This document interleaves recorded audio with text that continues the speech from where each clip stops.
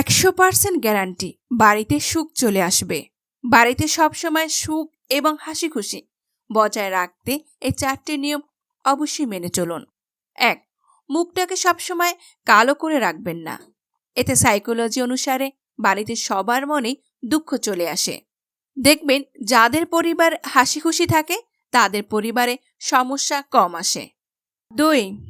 নোংরা পোশাক পরবেন না কিংবা বাড়িঘর নোংরা করে রাখবেন না। বাড়িঘর সবসময় পরিচ্ছন্ন করে রাখবেন, এতে একটা পজিটিভ ভাব আসে। 3. প্রতিটি সংসারে ছোটখাটো ভুলের জন্য একটু কথা কাটাকাটি হয়ে থাকে, তাই বলে এই ছোটখাটো সমস্যার জন্য বড়সড় ঝগড়ার সৃষ্টি করবেন না। 4.